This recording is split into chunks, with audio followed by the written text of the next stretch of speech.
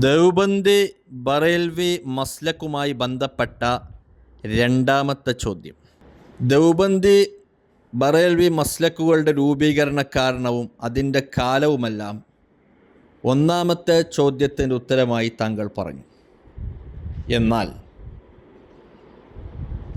ഈ രൂപീകരണത്തിന് മുമ്പ് കഴിഞ്ഞു പോയ പണ്ഡിതന്മാർ ഇസ്മായിൽ ഷഹീദ് മുതൽ അങ്ങോട്ടും ഷാഹ് വലിയുല്ലാഹി ദഹ്ലവി റഹ്മഹുള്ള വരെ ഇങ്ങനെയുള്ള പണ്ഡിതന്മാരെല്ലാം ദേവ്ബന്ദി പണ്ഡിതന്മാരുടെ ലിസ്റ്റിലാണ് കാണാറുള്ളത്. ദേവ്ബന്ദി ഉലമാ എന്ന് പറയുമ്പോൾ ഷാഹ് വലിയുല്ലാഹി ദഹ്ലവി മുതലാണ് ഇവർ പരിചയപ്പെടുത്തുന്നത്. ഇവരൊക്കെ എങ്ങനെ ദേവ്ബന്ദി ഉലമായിൽപ്പെട്ടു വിശദീകരിക്കാമോ? ജസാക്കുമുല്ലാഹു ഖൈറ. വളരെ പ്രസക്തമായ ഒരു ചോദ്യമാണ് ഇവിടെ ചോദിച്ചിട്ടുള്ളത്. അതായത് ദേവ്ബന്ദികൾ അവരുടെ പാരമ്പര്യം അവകാശപ്പെടുന്നത് ഷാ വലിയുല്ലാഹി ദഹ്ലവി മുതലാണ്. അതായത് ദേവ്ബന്ദിലെ പണ്ഡിതന്മാരെ തുടക്കം എവിടുന്നാന്ന് ചോദിച്ചാൽ അവർ പറയും ഷാ വലിയുല്ലാഹി ദഹ്ലവി മുതലാണ് അത് തുടങ്ങുന്നത് എന്നുള്ള രീതിയിലാണ് അവർ സാധാരണ പറയാറുള്ളത്. അപ്പോൾ ഇതിലെ യാഥാർത്ഥ്യം എന്താണെന്നുള്ളതാണ് ചോദിക്കുന്നത്. അതായത് ഷാ വലിയുല്ലാഹി ദഹ്ലവി റഹ്മത്തുള്ളാഹി അലൈഹിലേക്ക് പാരമ്പര്യം അവകാശപ്പെടുക എന്ന് പറയുമ്പോൾ അത് രണ്ട് രീതിയിലുണ്ട്. ഒന്നെന്താണെന്ന് വെച്ച് കഴിഞ്ഞാൽ നമ്മുടെ ഹദീസിന്റെ സനദ് ഷാ വലിയുല്ലാഹി ദഹ്ലവിയിലേക്ക് പോകുന്നു എന്നുള്ള അർത്ഥത്തിൽ നമ്മുടെ പാരമ്പര്യം ഷാ വലിയുല്ലാഹി ദഹ്ലവിയിലേക്ക് ചെല്ലുന്നുണ്ടെന്ന് പറയാം. അതാണ് ഒരു രീതി. ആ രീതി പ്രകാരമാണ് പറയണമെന്നുണ്ടെങ്കിൽ ദേവ്ബന്ദികൾ ഷാ വലിയുല്ലാഹി ദഹ്ലവിയിലേക്ക് അവരുടെ ഹദീസിന്റെ സനദ് പോകുന്നുണ്ട്. ആ നിലയിൽ അവർക്ക് ഷാ വലിയുല്ലാഹിന്റെ പാരമ്പര്യത്തിലാണ് പറയാം. പക്ഷെ അവിടെ ഒരു വിഷയം വരുന്നത് എന്താ വെച്ചാൽ അങ്ങനെ പറയുമ്പോൾ അവിടെ ദേവ്ബന്ദികൾക്ക് മാത്രമായിട്ടൊരു പ്രത്യേകതയൊന്നുമില്ല. അത് ഇന്ന് ഉത്തരേന്ത്യയിലുള്ള ഒരുവിധപ്പെട്ട എല്ലാ മക്തബത്തുൽ ഫിക്റും ഈ പറഞ്ഞ ഷാ വലിയുല്ലാഹി ദഹ്ലവിക്ക് തന്നെയാണ് ഹദീസിന്റെ സനദ് പോകുന്നത്. അത് ദേവ്ബന്ദികൾ മാത്രമല്ല, അഹ്ലെ ഹദീസ് വിഭാഗം, അതേമാതിരി തന്നെ ഇവര് മറ്റേ ബറേൽവി വിഭാഗം ഞാൻ മനസ്സിലാക്കിയെടുത്തോളാം, അവരൊക്കെ അവരുടെ ഹദീസിന്റെ സനദ് ശരിക്കും നീങ്ങുന്നത് എത്തിച്ചേരുന്നത് ഷാ വലിയുല്ലാഹി ദഹ്ലവിയിലേക്കാണ്. അപ്പൊ അവിടെ ദേവ്ബന്ദികൾക്ക് ഒരു പ്രത്യേകത ഒന്നും അവിടെ പറയാനില്ല. പിന്നെ വരുന്നത് പാരമ്പര്യം ഷാ വലിയുല്ലാഹി ദഹ്ലവിയിലേക്കാണെന്ന് പറയുമ്പം അവിടെ വരുന്ന വിഷയം എന്താ വെച്ച് കഴിഞ്ഞാൽ നമ്മളാണ് ഷാ വലിയുല്ലാഹി ദഹ്ലവിന്റെ ആദർശത്തിൽ നിൽക്കുന്നത്. യഥാർത്ഥമായ ഷാ വലിയുല്ലാഹി ദഹ്ലവി റഹ്മത്തുള്ളാഹിന്റെ ആദർശം നമ്മളിലൂടെയാണ് പ്രചരിച്ചുകൊണ്ടിരിക്കുന്നത്. നമ്മുടെ ആദർശത്തിന്റെ മസ്ലക്കിന് തുടക്കം ഷാ വലിയുല്ലാഹി ദഹ്ലവിയിൽ നിന്നാണ് വരുന്നത് എന്നൊക്കെയുള്ള അർത്ഥത്തിൽ പറയാന്നുള്ളതാണ്. ആ ഒരു അർത്ഥത്തിൽ സംസാരിക്കുന്നതിനാണ് പിന്നെ വരുന്നത്. അപ്പൊ അവിടെ കുറെ വിഷയങ്ങൾ വരുന്നുണ്ട്. അതായത് ദേവ്ബന്ദിന്റെ പാരമ്പര്യം ഷാ വലിയുല്ലാഹി ദഹ്ലവിക്കാണ് ആദർശപരമായിട്ടെന്ന് പറയുമ്പോൾ ഇവിടെ മനസ്സിലാക്കേണ്ടത് ദേവ്ബന്ദികൾ തന്നെ രണ്ട് ഗ്രൂപ്പ് ഉണ്ട്. നമ്മൾ നേരത്തെ തന്നെ നമ്മളത് പറഞ്ഞിട്ടുള്ളതാണ്. ഒന്ന് പൗരാണിക ദേവ്ബന്ദികളും മറ്റൊന്ന് ആധുനിക ദേവ്ബന്ദികളും. അപ്പോൾ പൗരാണിക ദേവ്ബന്ദികൾ എന്ന് പറഞ്ഞു കഴിഞ്ഞാൽ ദേവ്ബന്ദിന്റെ ആദ്യകാല നേതാക്കന്മാരായിട്ടുള്ള അഷ്റഫ് അലി താനവി, റഷീദ് അഹമ്മദ് ഗംഗോഹി, അതുപോലെ തന്നെ ഖാസി നാനൂത്തബി തുടങ്ങിയ പണ്ഡിതന്മാരുടെ ആശയത്തെ അതേമാതിരി പിൻപറ്റുന്നവരാണ്.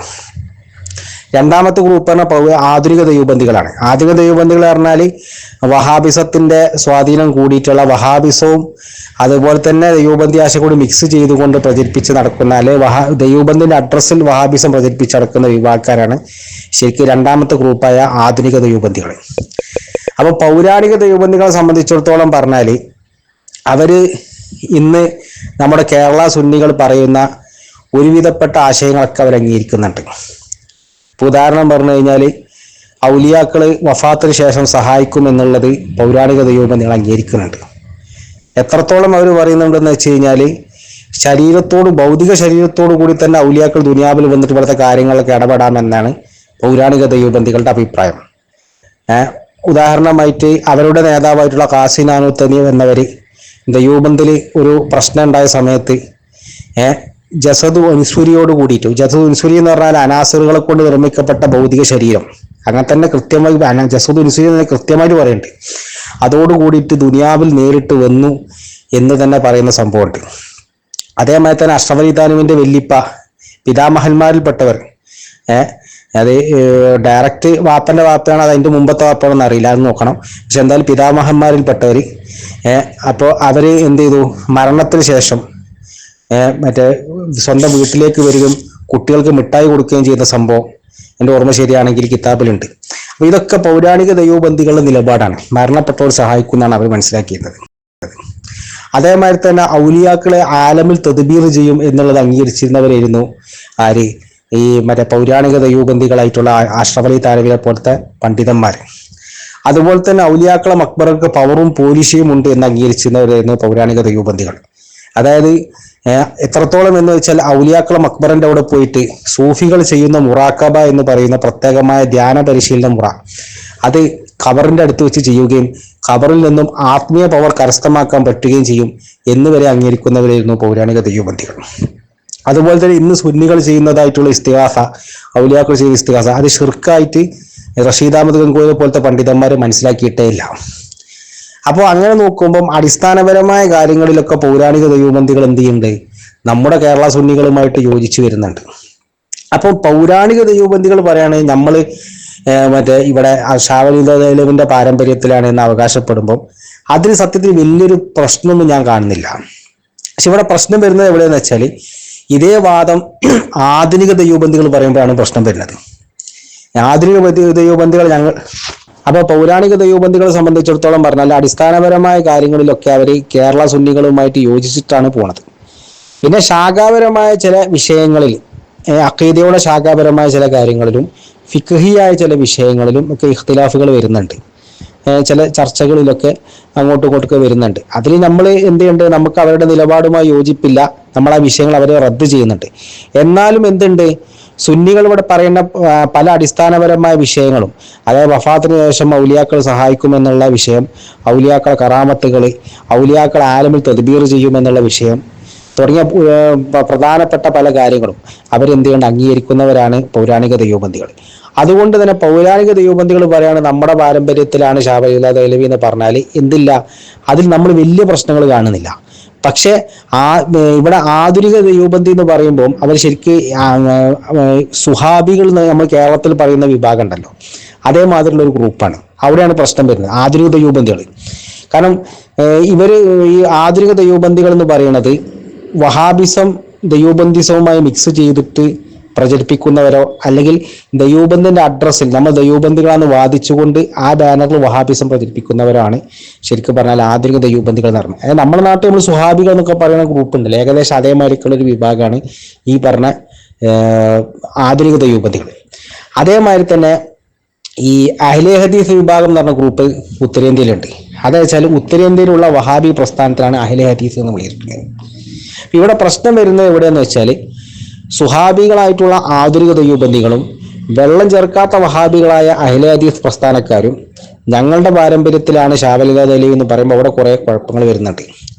അവര് ഷാ വലിയുല്ലാ ദഹ്ലവിനെ അവതരിപ്പിക്കുന്നത് നമ്മുടെ നാട്ടിലേക്കുള്ള കേരള നദുവത്തുൽ മുജാഹിദീൻ, അതുപോലെ തന്നെ ഈ മറ്റേ സൽസബി അൽമനാർ ഉമർ മൗലവി തുടങ്ങിയവരുടെയൊക്കെ പോലുള്ള ഒരു ആശയമാണ് ഷാ വലിയുല്ലാ ദഹ്ലവിക്കും എന്നുള്ള നിലയിലാണ് അവർ ഷാ വലിയുല്ലാ ദഹ്ലവി ചിത്രീകരിച്ചു കൊണ്ടുവരുന്നത്. അപ്പൊ അതിൽ യാഥാർത്ഥ്യമുണ്ടോ എന്നുള്ളത് നമ്മൾ വേറെ പഠിക്കാനുണ്ട്. എന്താണ് ശരിക്കും ഷാ വലിയുല്ലാ ദഹ്ലവിന്റെ ആദർശം എന്നുള്ളത് നമ്മൾ ശരിക്കും കൃത്യമായിട്ട് മനസ്സിലാക്കേണ്ടതുണ്ട്.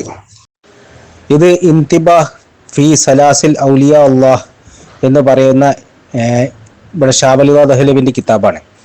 ഇതില് ഷാ വലിയുല്ലാ ദഹ്ലവി ഷത്വാരിയ സിൽസിലയിലുള്ള തൻ്റെ സനദിനെ വ്യക്തമായിട്ട് രേഖപ്പെടുത്തുന്നുണ്ട്. ആ ഷത്വാരിയ സിൽസിലയിലുള്ള ജവാഹിറുൽ ഹംസ എന്ന് പറയുന്ന ഔറാദ് ബുക്ക്, ഔറാദിന്റെ കിതാബുണ്ട്. എൻ്റെ അറബി ശരിയാണ്, ഉത്തരേന്ത്യൻ സൂഫികളിലൊക്കെ വളരെ ഫേമസ് ആയിട്ടുള്ള ഔറാദ് കിതാബാണ്. ഈ പറഞ്ഞ കിതാബ് തനിക്ക് ഇജാസത്ത് ലഭിച്ചിട്ടുണ്ടെന്നും പ്രത്യേകിച്ചും ഈ പറഞ്ഞ ഔറാദ് കിതാബുള്ള ദുആ സൈഫി എന്ന് പറയുന്ന ഔറാദ് അതിന് ഇജാസത്തും തനിക്ക് ലഭിച്ചിട്ടുണ്ട് എന്നും വളരെ വ്യക്തമായിട്ട് പറയുന്ന ചില പേജുകൾ ഞാനിവിടെ പോസ്റ്റ് ചെയ്യാം. ഇനി അത് കഴിഞ്ഞതിന് ശേഷം എന്താണ് ഈ പറഞ്ഞ ഔറാദ് കിതാബിന്റെ പ്രത്യേകത, ഈ ജവാർ ഹംസ എന്ന് പറഞ്ഞ കിതാബിന്റെ പ്രത്യേകത എന്നുള്ളത് നമ്മൾ ചർച്ച ചെയ്യുന്നുണ്ട്. ഇവിടെ വളരെ വ്യക്തമായിട്ട് ഷാ വലിയുല്ലാ ദഹ്ലവി എന്നവർ തനിക്ക് ഷത്വാരിയ സിൽസിലന്റെ സനദ് വന്നതിനെ കുറിച്ച് പറയണം. ഇവിടെ പറയുന്നത് വെച്ചാൽ ഇസ് ഫക്കീറിനെ ഹിർക ഷെയ്ഖ് അബൂ ത്വാഹിർ ഖുർദി കെ ഹാത്ത് സേ പെഹന. അതായത് അബൂ ത്വാഹിർ ഖുർദി എന്ന് പറയുന്നവരുടെ കയ്യിൽ നിന്നാണ് ഈ ഷത്വാരിയ സിൽസിലന്റെ ഹിർക, അതിന്റെ സ്ഥാനവസ്ത്രം ആര് വാങ്ങിച്ചത്? ഷാ വലിയുല്ലാ ദഹ്ലവി എന്നവർ വാങ്ങിച്ചത്. എന്നിട്ട് ഇവിടെ പറയുന്നത് എന്താണെന്ന് വെച്ച് കഴിഞ്ഞാൽ ഇനോനെ ഇസ്കെ അമൽ കി ഇജാസത്ത് the Joe Jawahir Hamza may ഹെ. അപ്പോൾ ഇവിടെ പറയുന്നത് വെച്ചാൽ അബൂ ത്വാഹിർ ഖുർദി എന്നവർ ജവാഹിർ ഹംസ എന്ന് പറയുന്ന കിതാബിലുള്ള അമലുകൾക്കുള്ള ഇജാസത്തും ഷാ വലിയുല്ലാ ദഹ്ലവി കൊടുത്തു എന്ന് പറയട്ടെ. ഇവിടെ വളരെ ചിന്തിക്കേണ്ട ചില പോയിന്റുകളുണ്ട്. ഷത്വാരിയ തുരീഖത്തിന്റെ ഇജാസത്തും അതുപോലെ തന്നെ ജബായുൽ ഹംസ എന്ന് പറയുന്ന ഔറാദ് കിതാബിലെ അമലുകൾക്കുള്ള ഇജാസത്തും അബൂ ത്വാഹിർ ഖുർദി കൊടുത്തു എന്നാണ് പറയുന്നത്. അബൂ ത്വാഹിർ ഖുർദി എന്ന് പറഞ്ഞാൽ ഈ അറേബ്യയിലേക്ക് പോയ സമയത്ത് അവിടെ ഉണ്ടായിരുന്ന ഹജ്ജിന് വേണ്ടിയാണ് ഷാവലോദയിൽ അവിടെ ഉണ്ടായിരുന്ന അദ്ദേഹത്തിന്റെ ഉസ്താദാണ് ഈ അബൂ ത്വാഹിർ ഖുർദി എന്നവർ.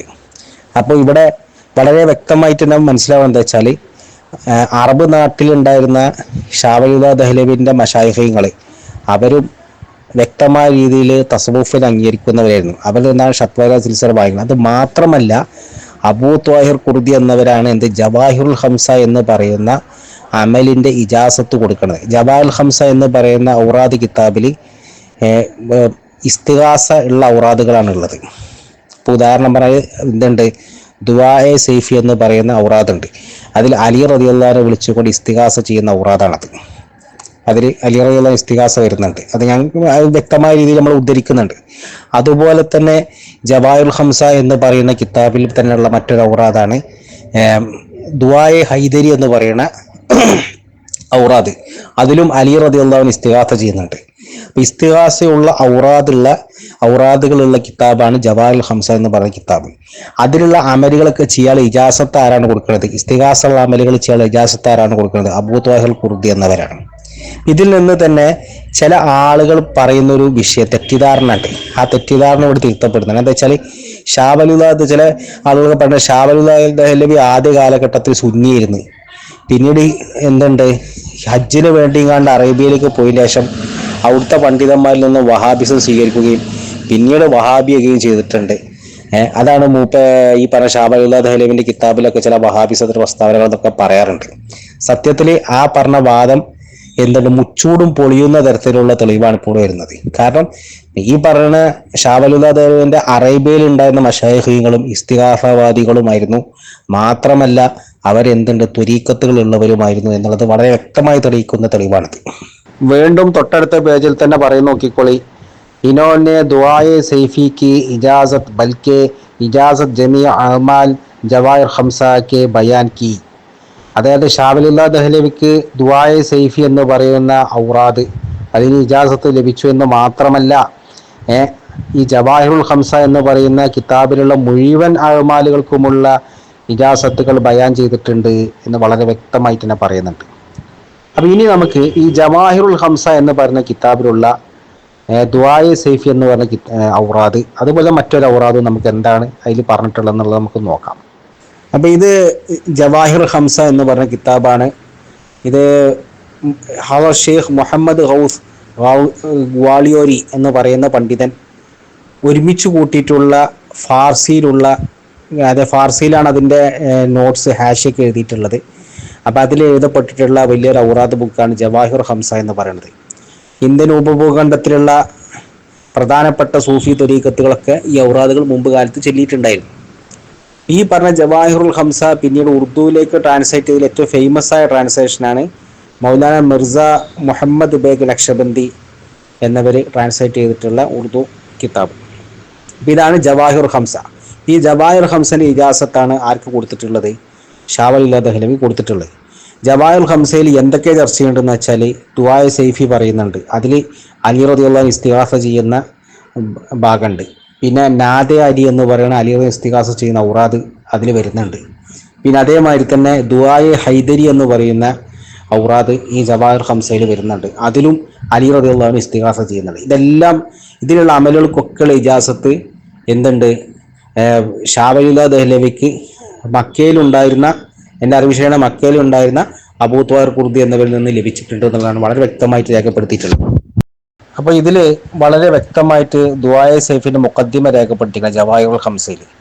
അതിൽ ദുആയെ സൈഫി ചൊല്ലുന്നതിൻ്റെ ഷർത്തുകൾ പറയുന്നിടത്ത് വളരെ വ്യക്തമായിട്ട് ഈ അണ്ടർലൈൻ ചെയ്ത് വെച്ചുള്ള ചുവന്ന അണ്ടർലൈനിൽ മാർക്ക് ചെയ്ത വാക്ക് നാദെ അലി 4 വട്ടാണ് പറയുന്നത്. നാദെ അലി എന്ന് പറയുന്നത് അലി റളിയല്ലാഹു അൻഹു ഇസ്തിഗാസ ചെയ്യുന്ന ഔറാദാണ്. അത് 4 വട്ടം ചൊല്ലണം എന്ന് വളരെ വ്യക്തമായിട്ട് പറയുന്നുണ്ട്. മാത്രം നാദെ അലി എന്ന് പറയുന്ന അലി റളിയല്ലാഹു അൻഹു ഇസ്തിഗാസ ചെയ്യുന്ന ഔറാദ് ഈ ജവാഹിർ ഹംസയെ തന്നെ കൊടുത്തിട്ടുണ്ട്. അപ്പോൾ ജവാഹിർ ഹംസ ഇജാസത്ത് കിട്ടുമ്പോൾ ഓട്ടോമാറ്റിക്കായിട്ട് നാദെ അലിൻ്റെ ഇജാസത്ത് ഈ വ്യക്തിക്ക് ലഭിക്കുന്നുണ്ട്. അപ്പോൾ നാദെ അലി എന്ന് പറയുന്നത് നമ്മൾ ഈ ചുവന്ന വര കൊണ്ട് മാർക്ക് ചെയ്തിട്ടുള്ള ഭാഗം വായിച്ചാൽ നാദെ അലിൻ്റെ ഔറാദ് കൊടുത്തിട്ടുണ്ട്. അത് നാദി അലിയൻ എന്ന് പറഞ്ഞുകൊണ്ട് തുടങ്ങുന്ന ഈ ഔറാദ് അവസാനം എന്താ 3 വരിയുള്ള ഈ ഔറാദിൽ അവസാനിക്കുന്നത് യാ അലിയു യാ അലിയു യാ അലിയു എന്ന് പറഞ്ഞുകൊണ്ട് അലി റളിയല്ലാഹു അൻഹു ഇസ്തിഗാസ ചെയ്തുകൊണ്ടാണ് ഔറാദ് അവസാനിക്കുന്നത്. ഈ പറഞ്ഞ ഔറാദ് എന്തുണ്ട് ജവാഹിറുൽ ഖംസയിലാണ്. ഇത് ഷാ വലിയുല്ലാഹ് ദഹ്ലവി ഇജാസത്ത് ലഭിച്ചിട്ടുണ്ടെന്ന് ഷാ വലിയുല്ലാഹ് ദഹ്ലവി തന്നെ വളരെ വ്യക്തമായി രേഖപ്പെടുത്തിയിട്ടുണ്ട്. ഇനി ഇതേ പറയുന്ന ജവാഹിറുൽ ഖംസത്തിലുള്ള മറ്റൊരു ദുആണ് ദുആയെ ഹൈദരി എന്ന് പറയുന്ന ദുആ. അതിലെന്താ പറഞ്ഞിട്ടുള്ളത് നോക്കാം. അപ്പോൾ അത് ദുആയെ ഹൈദരിയിൽ ചുവന്ന അണ്ടർലൈനിൽ വ്യക്തമായിട്ട് പറയുന്ന ഭാഗം നോക്ക്. അലി റളിയല്ലാഹുവിന്റെ വ്യത്യസ്ത പേരുകൾ പറയുന്നുണ്ട്. യാ ഹൈദർ യാ ഹൈദർ യാ ഹൈദർ എന്നൊക്കെ പറയുന്നുണ്ട്. അതുപോലത്തെ യാ അലി യാ അസദല്ലാ എന്നുള്ള പേര് ഉപയോഗിച്ചിട്ടുണ്ട്. വേറെയും പേരുകളുണ്ട്. അപ്പോൾ അത് ശരിക്കും നോക്കിക്കഴിഞ്ഞാൽ മനസ്സിലാവും. അപ്പോൾ ഇത് ചുവന്ന അണ്ടർലൈനിൽ വളരെ വ്യക്തമായിട്ട് അലി റളിയല്ലാഹു ഇസ്തിഗാസ ചെയ്യുന്ന പദപ്രയോഗങ്ങളുള്ള ഔറാദാണ്. അപ്പോൾ ദുആയെ ഹൈദരി എന്നാണ് പറയുന്നത്. ഇതും ജവാഹിർ ഹംസൽ ഉൾപ്പെട്ടിട്ടുള്ള ഔറാദാണ്.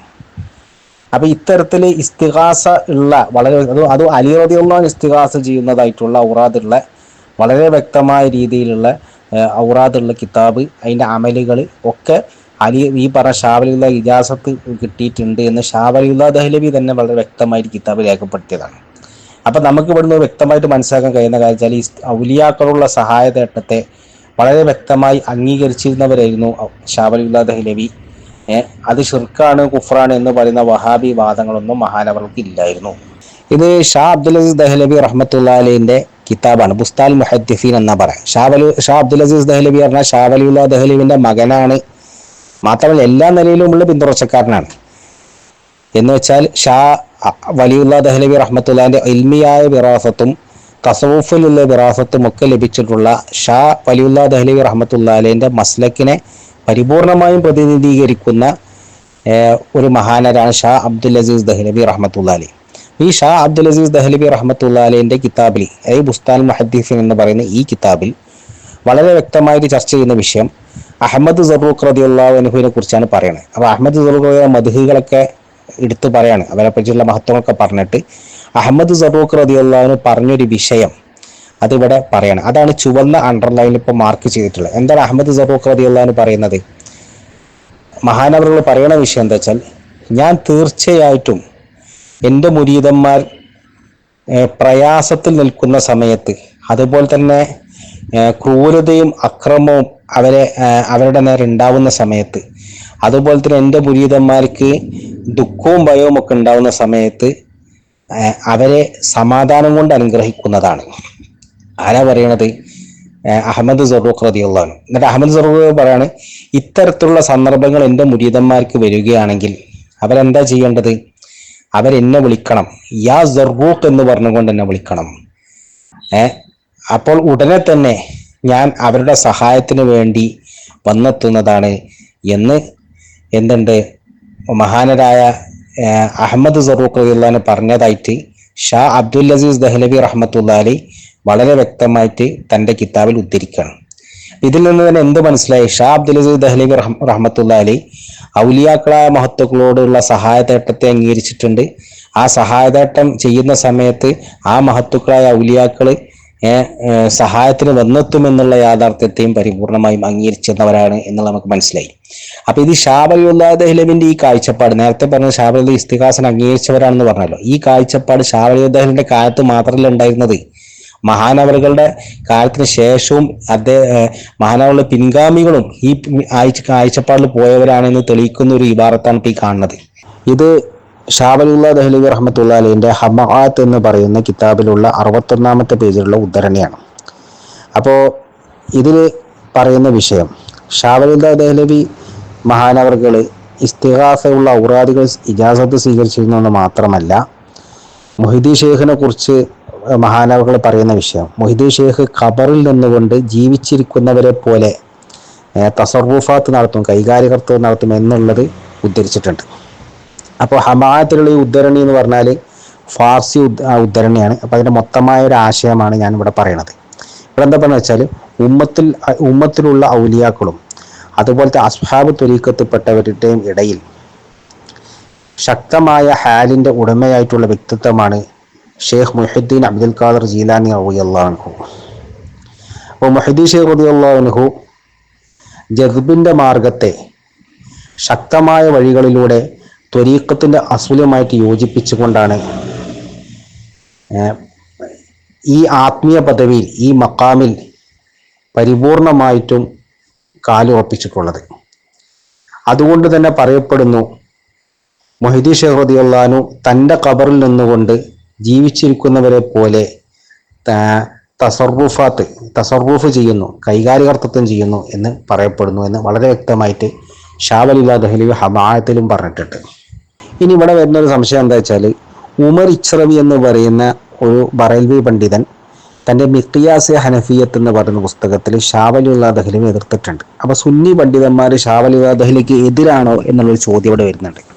ആദ്യമായിട്ട് മനസ്സിലാക്കേണ്ടത്, ഉമർ ഇച്റവി എതിർത്തത് അൽ ബലാഗുൽ മുബീൻ എന്ന് പറയുന്ന ഷാ വലിയുല്ലാഹി ദഹ്ലവിൻ്റെ പേരിൽ അറിയപ്പെടുന്ന ഒരു പുസ്തകമുണ്ട്.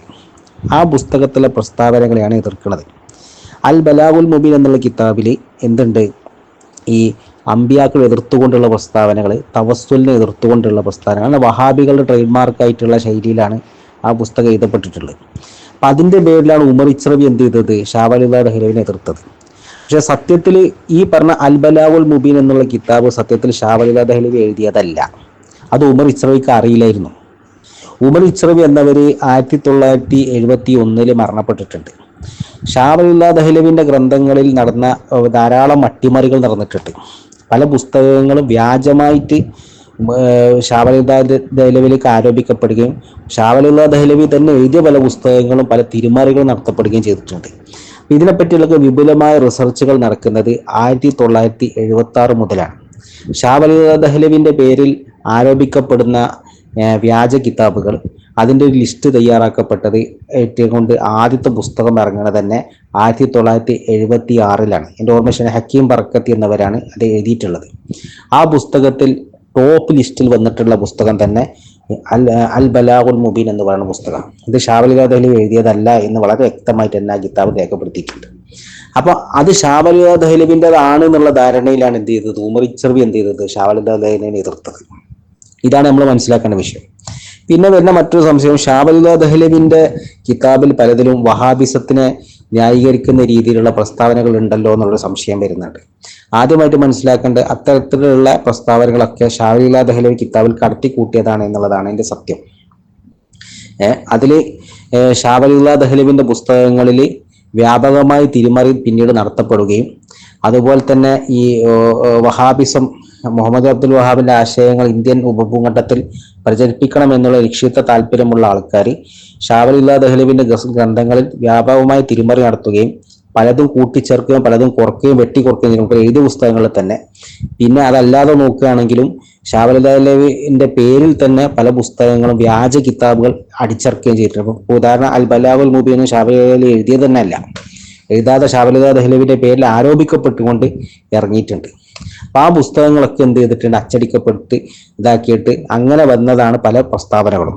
അപ്പം അതിൽ ഈ തഫ്ഹീമാത്തി ഇലാഹിയ എന്നൊക്കെ പറഞ്ഞ ഷാ വലിയുല്ലാഹി ദഹ്ലവി എന്നതിൻ്റെ പേരുള്ള പുസ്തകം, അതിലൊക്കെയുള്ള ഇബാറത്ത് വളരെ വ്യാപകമായിട്ട് ഈ വഹാബികളെ പ്രചരിപ്പിക്കുന്ന ഇബാറത്തുണ്ട്. അതൊക്കെ വ്യക്തമായിട്ട് തന്നെ എന്നുള്ള ഷാ വലിയുല്ലാഹി ദഹ്ലവി എഴുതിയതല്ല എന്ന് അതിലേക്ക് കൂട്ടിച്ചേർക്കപ്പെട്ടതാണെന്നും ഷാ വലിയുല്ലാഹി ദഹ്ലവിൻ്റെ ഗ്രന്ഥങ്ങൾ റിസർച്ച് നടത്തിയ പണ്ഡിതന്മാരെ തെളിയിച്ചിട്ടുണ്ട്. പിന്നെ ഇവിടെ പറയുന്ന ഒരു വിഷയം എന്ന് വെച്ചാൽ, ഈ ഷാ വലിയുല്ലാഹി ദഹ്ലവിൻ്റെ കിതാബിൽ കൃത്രിമത്വം നടന്നിട്ടുണ്ടെന്നൊക്കെ പറയണത് ബറേൽവികളുടെ കുപ്രചരണമാണ് എന്നൊക്കെ പറഞ്ഞാണ്ട് പ്രചരിപ്പിക്കുന്ന ആൾക്കാരുണ്ട്. ആദ്യമായിട്ട് ഈ വിഷയം റിസർച്ച് നടത്തിയ പണ്ഡിതന്മാർ ആരൊക്കെയാണെന്നും അവരെ കുറിച്ച് എങ്ങനെയാണ് ആളുകൾ വിലയിരുത്തുന്നുള്ളത് നമ്മൾ മനസ്സിലാക്കാണ്ട്. ഒന്ന്, ഷാ വലിയുല്ലാഹി ദഹ്ലവിൻ്റെ ഗ്രന്ഥങ്ങൾ റിസർച്ച് നടത്തി അതിൽ കൃത്രിമത്വം ഉണ്ടെന്ന് കണ്ടുപിടിച്ചൊരു പണ്ഡിതരാണ് പ്രൊഫസർ അയ്യൂബ് ഖാദിരി. അവർ ബറേൽവി അല്ല, നമ്മൾ മനസ്സിലാക്കേണ്ട വിഷയം. ഇതൊക്കെ ബറേൽവികൾ ഉണ്ടാക്കുന്നതാണ് എന്ന് ആരോപണം ഉന്നയിക്കുന്നത് മനസ്സിലാക്കേണ്ട. കാരണം പ്രൊഫസർ അയ്യൂബ് ഖാദിരി ബറേൽവി അല്ല. പിന്നെ മറ്റൊരു പണ്ഡിതൻ എന്ന് പറഞ്ഞാൽ മൗലാന സയ്യദ് ഹക്കീം അഹമ്മദ് ബർക്കാത്തി എന്നവരാണ്. അവർക്കും ബറേൽവിയുമായിട്ട് ബന്ധമില്ല. മാത്രമല്ല, ഈ പറഞ്ഞ ഹക്കീം അഹമ്മദ് ബർക്കാത്തി എന്നവർ എന്തുണ്ട്, ഈ വഹാബികൾ പോലും ബഹുമാനിക്കുന്ന ഒരു വ്യക്തിയാണ്. കാരണം എന്താ വെച്ചാൽ വളരെയധികം വളരെ ഡീപ്പായി റിസർച്ച് നടത്തുന്ന ആൾ എന്നുള്ള നിലയിൽ ആ നിലയിലുള്ള ഒരു ബഹുമാനം വഹാബികൾ പോലും കൊടുക്കുന്ന ആളാണ് സയ്യിദ് ഹക്കീം അഹമ്മദ് ബർക്കാത്തി എന്നവർ. പിന്നെ വരുന്ന വേറൊരു പണ്ഡിതൻ ഈ മേഖല റിസർച്ച് നടത്തിയ പറഞ്ഞാൽ ഷെയ്ഖ് സെയ്ദ് ഫാറൂഖ് അൽ അസ്ഹരി എന്ന് പറയുന്ന പണ്ഡിതനാണ്. അവരും വഹാബികൾ പോലും ബഹുമാനിക്കുന്ന ഒരു പണ്ഡിതനാണ് മൂപ്പര്. കാരണം എന്താ വെച്ചാൽ മൂപ്പരെ റിസർച്ച് അത്രയും ഡീപ്പ് ലെവലിൽ റിസർച്ച് നടത്താൻ ആളുണ്ട്. എല്ലാ വിഭാഗം റെസ്പെക്ട് ചെയ്യുന്ന ഒരു പണ്ഡിതനാണ്. മാത്രമല്ല എൻ്റെ അറിവ് ശരിയാണെങ്കിൽ